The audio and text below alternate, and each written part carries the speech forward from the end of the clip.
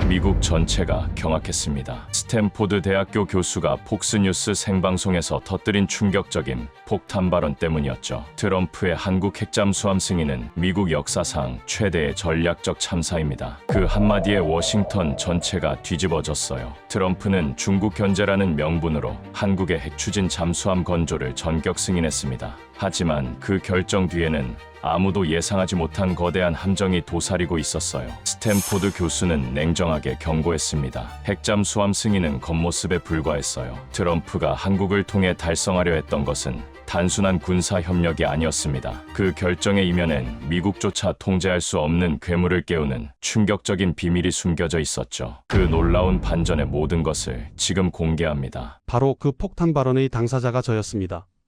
저는 마이클 톰슨입니다. 스탠포드 대학교 후보연구소 선임연구원으로 35년간 동북아 안보와 핵확산 방지를 연구해온 미국의 대표적인 한반도 전문가죠. 텍사스 출신인 저는 젊은 시절 서울에서 5년간 생활하며 한국의 놀라운 잠재력을 직접 목격했고 그 후 평생을 한국 연구에 바쳐왔습니다.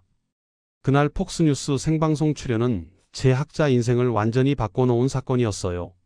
2025년 3월 15일 오후 3시 뉴욕에 있는 폭스뉴스 스튜디오. 저는 평소와 다름없이 침착한 마음으로 방송 준비를 하고 있었습니다. 하지만 제가 준비한 분석 자료는 모든 사람들이 놓친 경악스러운 진실을 담고 있었어요. 톰슨 교수님, 이번 트럼프 대통령의 한국 핵잠수함 건조 승인을 어떻게 평가하시나요? 중국 봉쇄 전략 차원에서 매우 탁월한 결정 아닌가요? 앵커 터커 칼슨의 질문이 스튜디오에 울려 퍼졌습니다. 저는 잠시 침묵했어요. 35년간 연구해온 제가 도출한 결론은 모든 전문가들이 간과한 충격적인 사실이었거든요. 확실히 표면적으로는 그래 보입니다.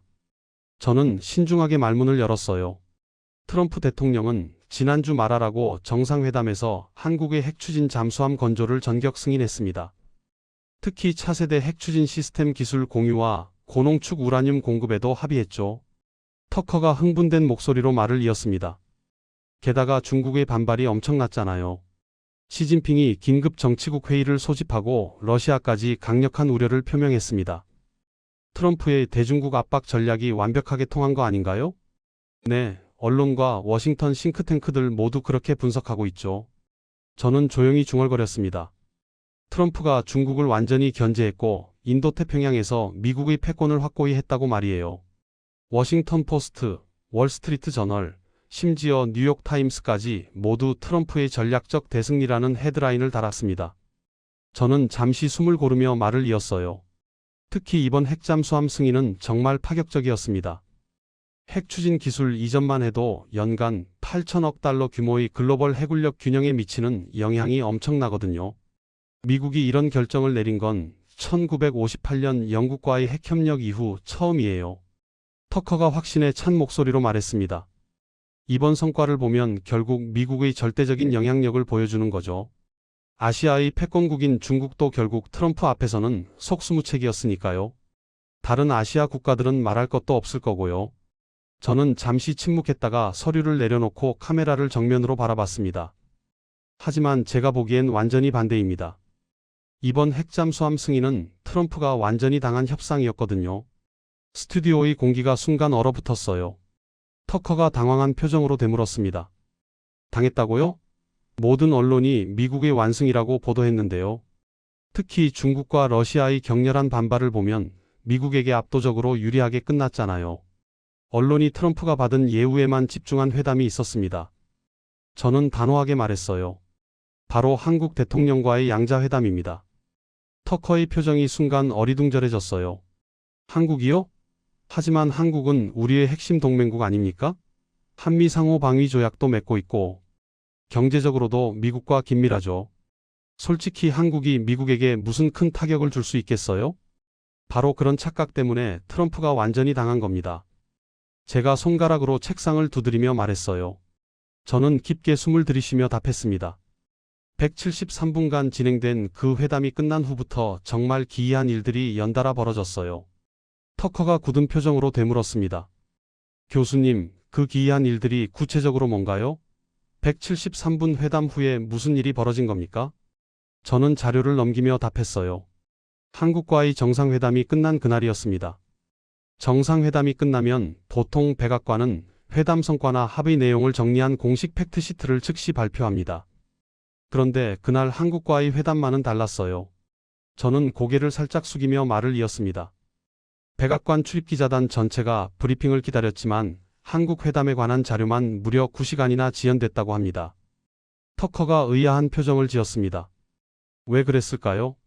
그리고 트럼프는 회담이 끝난 지 몇 시간 만에 한국의 핵추진 잠수함 건조를 전격 승인했습니다. 저는 침착하게 설명했어요.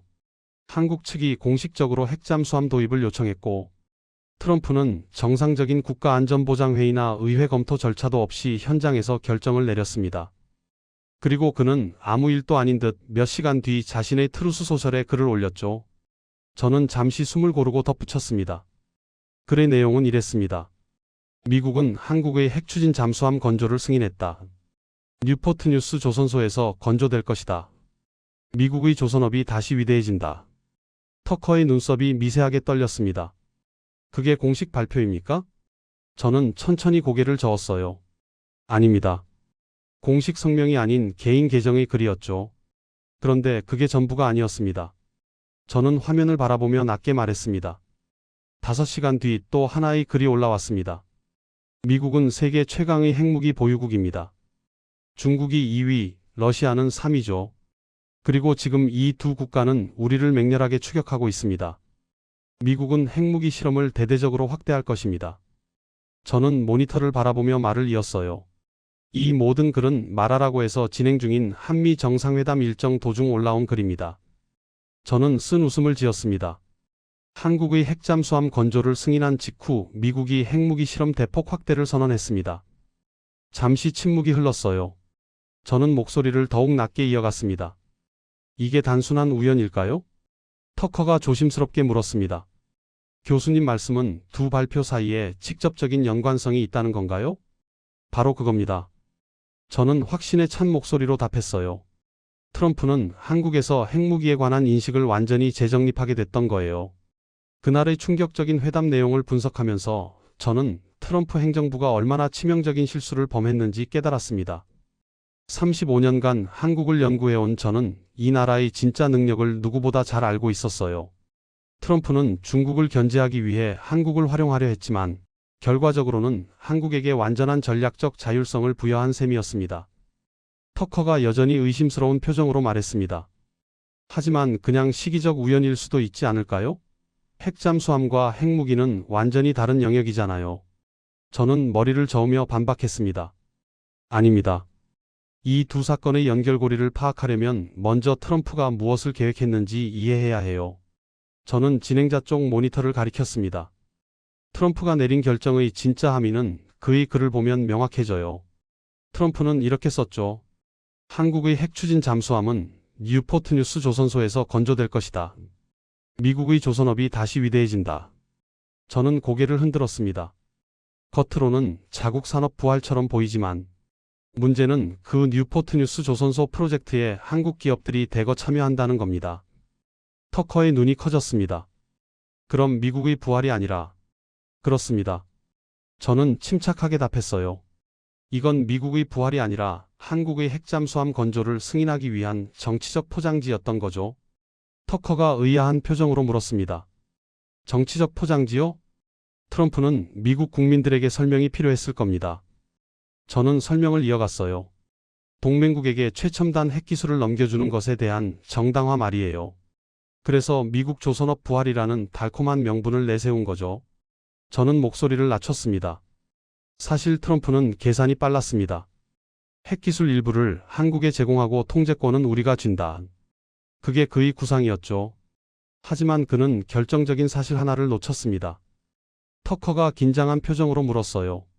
어떤 사실 말씀이신가요?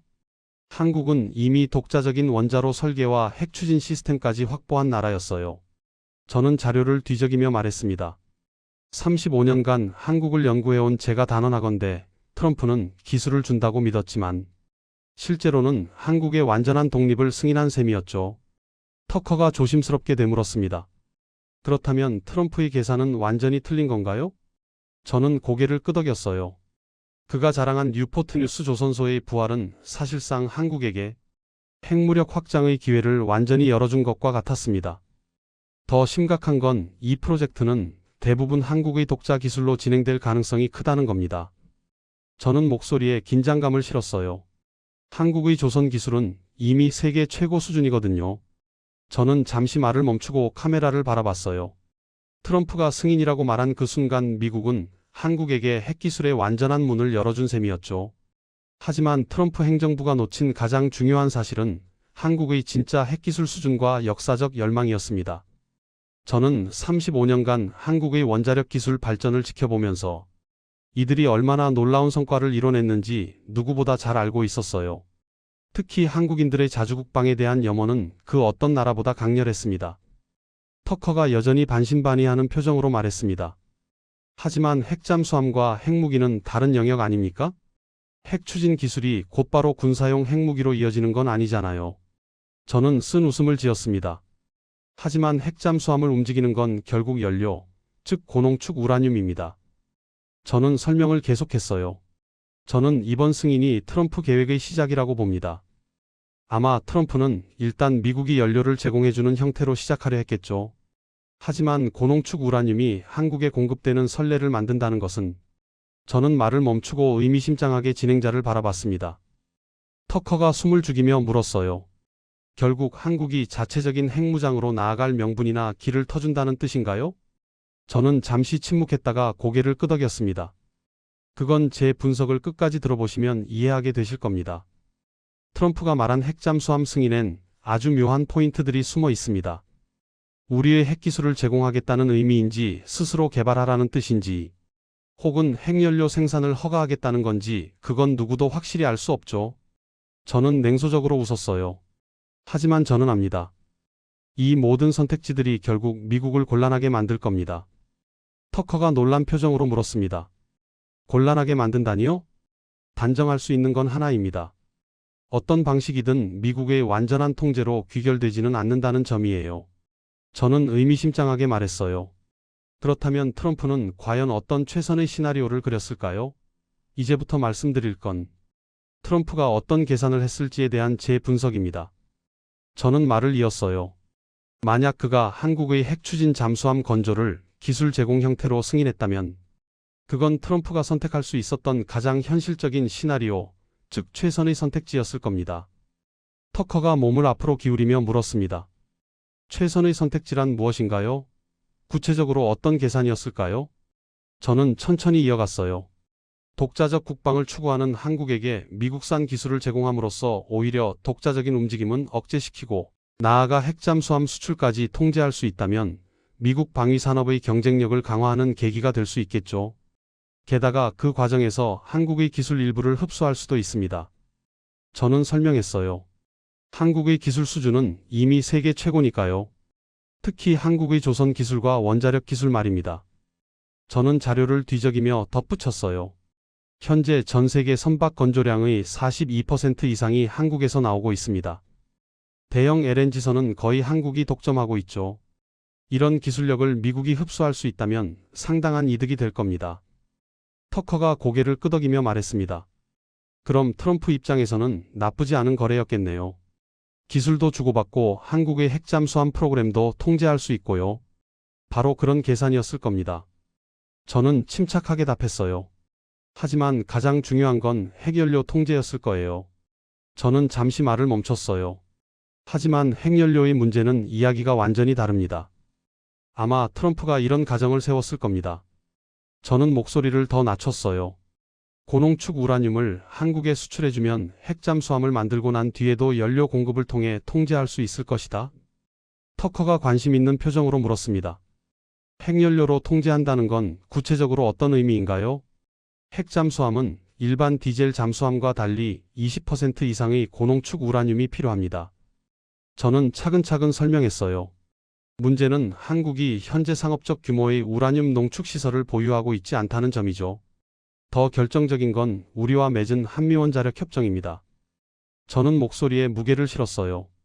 이 협정에 따르면 한국은 미국의 사전 동의 없이는 20% 이상의 우라늄 농축을 할 수 없어요.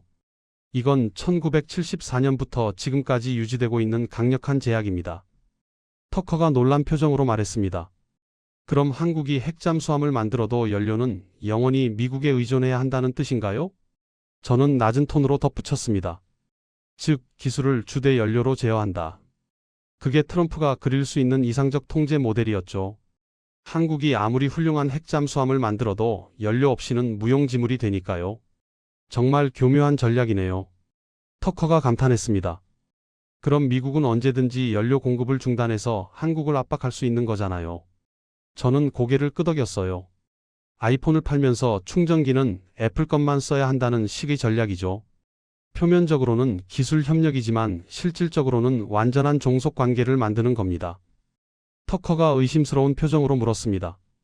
하지만 정말 그렇게 될까요? 한국이 그런 조건을 받아들일까요? 저는 잠시 웃었어요. 하지만 그건 어디까지나 이론일 뿐입니다. 터커가 궁금한 표정으로 물었습니다. 왜 이론일 뿐이라고 하시는 건가요? 현실의 한국은 그 어떤 형태의 통제도 허용하지 않을 겁니다. 저는 확신에 찬 목소리로 답했어요. 35년간 한국을 연구해온 제가 단언합니다. 현실의 한국은 그 어떤 형태의 외부 통제도 절대 허용하지 않을 겁니다. 그때부터 저는 한국의 진짜 핵기술 수준에 대해 이야기하기 시작했습니다. 35년간 연구해온 저만이 알고 있는 충격적인 사실들이었어요. 그리고 한국인들의 자주국방에 대한 열망이 얼마나 강렬한지도 말이죠. 그리고 중요한 건 트럼프의 계획이 만약 그런 형태였다 해도 그건 결코 끝이 아니었을 겁니다. 그 뒤엔 더 거대한 구상이 있었죠. 터커가 긴장한 표정으로 물었습니다. 더 거대한 구상이요? 핵잠수함 승인보다 더 큰 계획이 있었다는 말씀인가요? 저는 심각한 표정으로 말했습니다. 트럼프는 단순히 한국에게 핵잠수함 기술을 주는 것으로 끝낼 생각이 아니었어요. 그는 미국 전체의 핵인프라를 대대적으로 확장하려 했습니다. 그리고 그 확장 계획에서 한국은 핵심적인 역할을 담당하게 될 예정이었죠. 터커가 의아한 표정으로 물었습니다. 한국이 미국의 핵인프라 확장의 핵심 역할을요? 구체적으로 어떤 역할 말씀이신가요? 저는 서류를 넘기며 말을 이었습니다. 그 구상은 이미 2024년 11월 트럼프의 대선 공약으로 시작됐었습니다.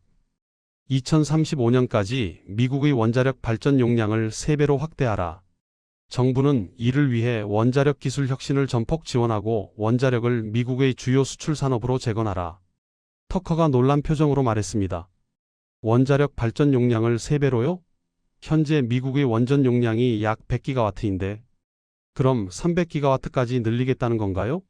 엄청난 규모네요. 저는 목소리에 무게를 실었습니다. 그 계획은 미국의 에너지 정책 전체를 뒤흔든 결정이었습니다. 트럼프는 원자력을 군사와 경제의 양축으로 삼으려 했고 그를 위해 핵기술의 재부흥을 국가 목표로 제시했습니다. 더 놀라운 건 이 계획이 단순히 국내용이 아니었다는 점입니다. 저는 설명을 계속했어요. 트럼프는 미국을 다시 세계 원전 수출 1위 국가로 만들겠다고 선언했거든요. 터커가 고개를 끄덕이며 말했습니다. 그럼 상당히 야심찬 계획이었네요. 하지만 그게 한국과 무슨 관련이 있나요? 저는 조용히 덧붙였습니다. 문제는 그 다음부터였습니다. 실제로 정부는 20기 이상의 신규 원전 건설 계획을 발표했죠. 하지만 놀랍게도 그 대부분의 건설과 설계에 한국 기업이 참여하고 있었습니다. 터커의 표정이 완전히 놀라움으로 바뀌었습니다. 한국 기업이요? 미국의 원전 부활 프로젝트예요? 그럼 미국이 자국 원전을 늘리는데 한국 회사를 쓴다는 건가요? 저는 모니터에 뜬 도표를 가리켰습니다. 설계는 한국 엔지니어링사, 원자로 부품은 한국 제조사, 그리고 전체 공정 관리까지 한국 전문가들이 맡고 있죠. 조지아주, 텍사스주, 플로리다주에 건설 예정인 신규 원전 12기 모두 한국 기업이 주도하고 있습니다. 저는 잠시 숨을 고르며 설명을 이어갔어요. 사실 원전 부품은 원래부터 한국이 맡을 거라 예상했습니다. 한국은 세계 최고 수준의 원자로 부품 기술을 보유하고 있죠. 특히 웨스팅하우스와의 협력으로 이미 미국 기술 표준에 맞춘 설계 능력도 확보했으니까요. 터커가 궁금한 표정으로 물었습니다. 그럼 한국의 원전 기술이 그렇게 뛰어난 건가요? 한국은 현재 전 세계 원전 시장에서 독특한 위치에 있습니다. 저는 자세히 설명했어요. 미국이나 프랑스는 기술은 좋지만 비용이 너무 비싸고 공사 기간이 깁니다. 중국이나 러시아는 가격은 저렴하지만 기술적 신뢰도와 지정학적 위험이라는 치명적인 약점이 있죠. 한국은 그 중간에서 최고의 기술력과 합리적인 가격을 동시에 제공하는 유일한 나라예요. 저는 한 박자 쉬며 목소리를 낮췄습니다. 하지만 충격적인 건 시공과 인프라 구축까지 한국이 전담한다는 사실이었습니다. 터커가 놀란 듯 말했습니다. 시공까지요? 그건 보통 미국 기업의 영역 아닌가요? 저는 고개를 저었습니다. 미국 기업이 맡게 되면 공사 기간은 3배 이상 늘어나고 비용은 통제 불가능한 수준으로 치솟습니다. 최근 조지아주 보글 원전 건설 사례를 보세요. 당초 140억 달러 예산이 350억 달러로 늘어났고 완공도 8년이나 지연됐어요. 저는 강조하며 말했어요. 반면 한국은 정확히 일정에 맞춰 움직입니다. 기한을 지키고 품질을 유지하고 비용을 최소화하죠. 그건 단순한 기술력이 아니라 국가적 시스템의 차이입니다. 저는 조용히 말을 이었습니다. 결국 미국은 자존심을 내려놓고 한국에게 원전 산업의 실질적 주도권을 맡기게 된 겁니다. 저는 카메라를 바라봤습니다. 이 장면은 상징적입니다. 트럼프가 미국의 원자력 부활을 선언했지만 그 무대 위에서 움직이는 손은 모두 한국인이었죠. 저는 마지막으로 의미심장한 말을 남겼습니다. 아이러니하게도 미국의 원전 부활은 한국 기술의 미국 진출로 완성되고 있었습니다. 저는 잠시 말을 멈췄습니다. 결국 트럼프가 원전 부활이라고 부른 이 거대한 설비 확장은 설계, 시공, 부품에서 한국 시스템에 기대는 방식으로 굴러가고 있습니다. 그런데 설비가 늘어나는 만큼 반드시 함께 늘어야 하는 것이 하나 있습니다. 터커가 궁금한 표정으로 물었습니다. 무엇인가요? 이렇게 한국과 협력해 원전을 건설하게 된다면 그 원전이 쓸 연료는 어떻게 공급할 것인가 하는 문제입니다. 저는 잠시 말을 멈췄다가 덧붙였습니다. 많은 미국인들은 모르고 있습니다. 미국이 매년 막대한 양의 우라늄을 해외에서 수입한다는 사실을 말이죠. 터커가 의외라는 표정으로 물었습니다. 미국이 우라늄을 수입한다고요? 그렇게 많이요? 저는 수치를 짚었어요. 미국은 연간 55억 달러 이상을 들여 농축 우라늄을 수입합니다. 그중 상당 부분이 러시아산입니다. 더 구체적으로 말하면 미국이 사용하는 핵연료의 약 24%가 러시아에서 옵니다. 저는 설명을 계속했어요. 터커가 놀란 표정으로 되물었습니다. 러시아산이요? 지금 우크라이나 전쟁 중인데도요? 저는 표정이 어두워졌습니다. 그렇습니다. 세계 최강국이라 불리는 미국이 핵연료 공급에서는 러시아에 의존하고 있는 현실. 그게 지금 우리가 맞닥뜨린 아이러니입니다. 저는 더 구체적으로 설명했어요.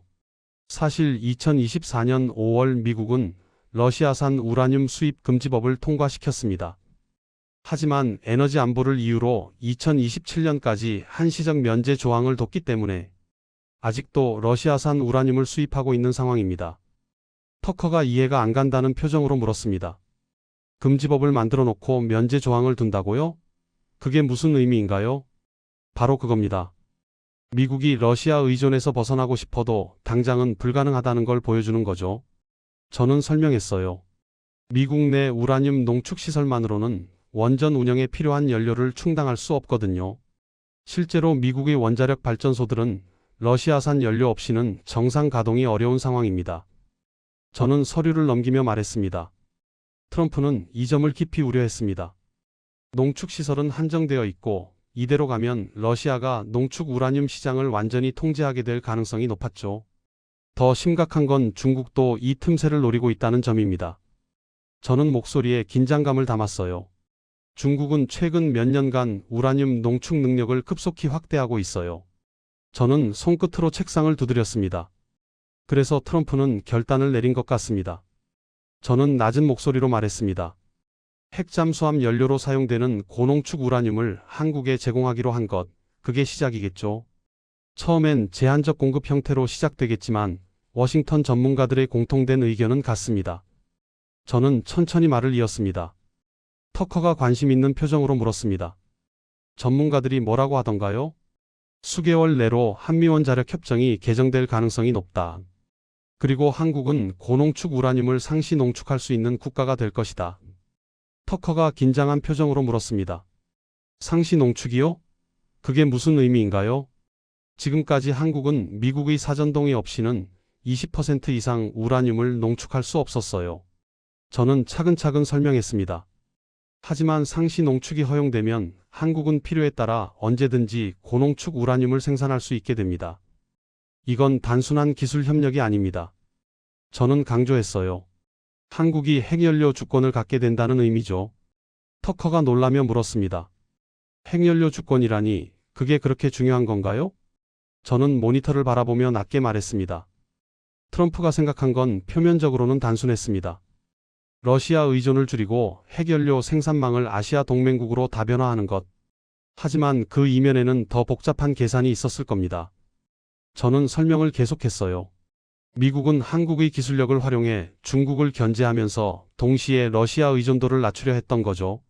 저는 짧게 웃었습니다. 하지만 그 과정에서 미국은 스스로 통제할 수 없는 동맹국을 만들어냈습니다. 터커가 조심스럽게 물었습니다. 통제할 수 없다는 건 어떤 의미인가요? 한국이 미국의 뜻을 거스를 수도 있다는 말씀인가요?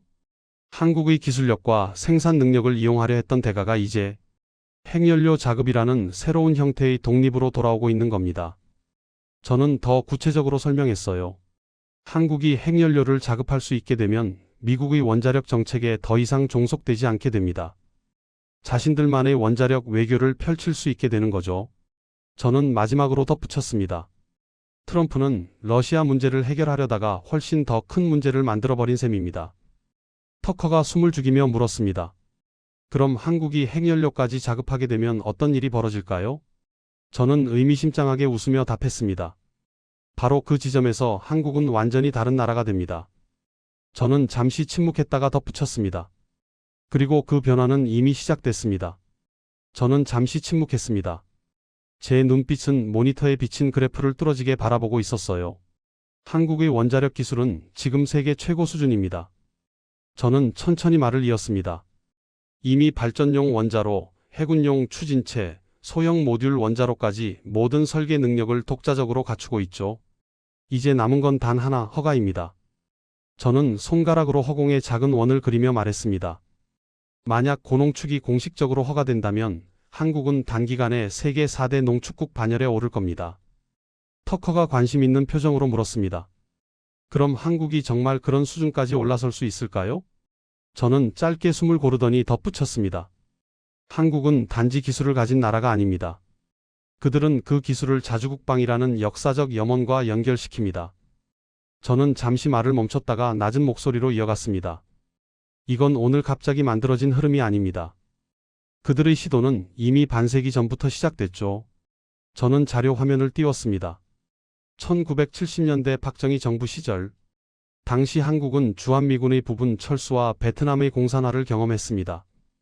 그리고 독자 생존 전략으로 핵무기 개발을 비밀리에 추진했습니다. 화면에 오래된 흑백 자료가 비쳤어요. 국방과학연구소, 백곰미사일, 그리고 프랑스와의 재처리 시설 계약 문서들.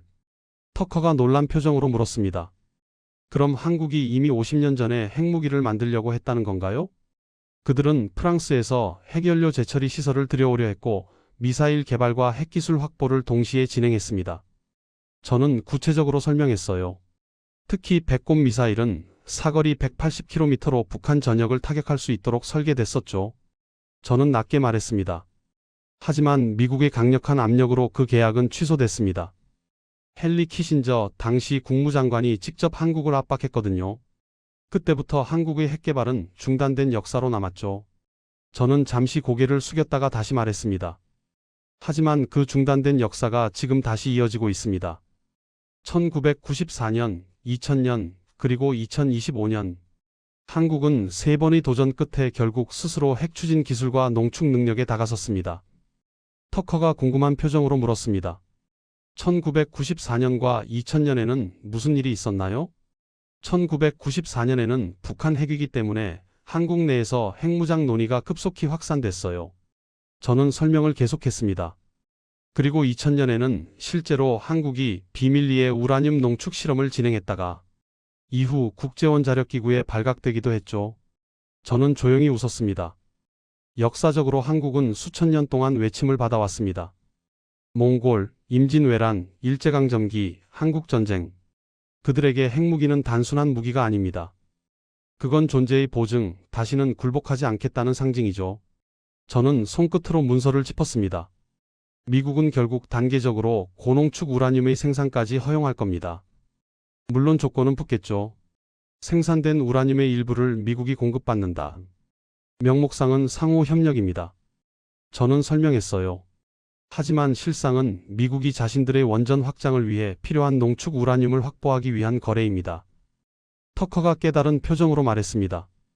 그럼 결국 미국은 러시아 의존에서 벗어나려다가 한국에게 더 큰 힘을 실어주게 된 건가요? 바로 그겁니다. 저는 표정이 굳어졌습니다. 그런데 그 협력 과정에서 한국은 완전한 농축 기술을 확보하게 됩니다. 그들의 산업 시스템은 그렇게 설계되어 있으니까요. 저는 카메라를 바라봤습니다. 미국이 당면한 딜레마가 바로 이겁니다. 러시아 의존에서 벗어나려 하지만 그 과정에서 한국은 미국이 통제할 수 없는 핵강국으로 성장하게 되는 겁니다. 그들의 핵무기 개발 염원은 1970년에 시작됐고 지금 그 역사는 다시 움직이고 있습니다. 저는 조용히 안경을 벗었어요. 조명이 낮게 깔린 스튜디오에서 제 목소리가 차분히 울려 퍼졌습니다. 지금 미국은 러시아를 견제하고 중국을 억제하기 위해 핵무기를 늘리고 있습니다. 하지만 현대전에서 핵무기만으로는 충분하지 않습니다. 미군이 주력으로 삼고 있는 건 첨단 무기 시스템들이죠. 첨단 군사무기는 엄청난 전력을 소모합니다. 저는 구체적인 예시를 들었어요. 예를 들어 미군의 최신 레이저 무기 시스템 하나당 250메가와트의 전력이 필요합니다. 중소도시 하나가 쓸만한 전력량이죠. 더 놀라운 건 전자전 시스템입니다. 저는 계속 설명했어요. 차세대 전자전 장비들은 기존보다 15배 이상의 전력을 요구합니다. 그리고 AI 기반 무기 체계들은 실시간 데이터 처리를 위해 슈퍼컴퓨터급 전력이 필요하거든요. 터커가 놀란 표정으로 물었습니다. 그럼 군사력이 곧 전력 생산 능력과 직결된다는 말씀인가요? 정확합니다. 저는 고개를 끄덕였어요.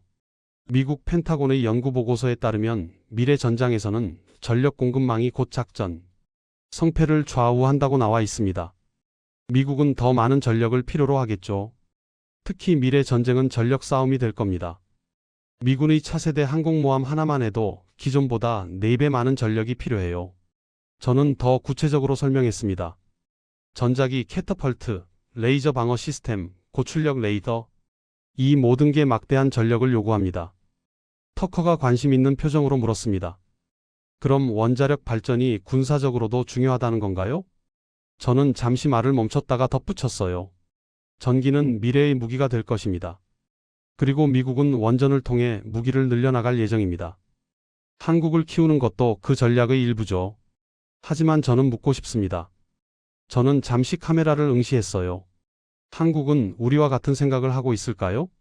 저는 잠깐 자료를 확인하며 말했습니다. 흥미로운 사실 하나를 말씀드리죠.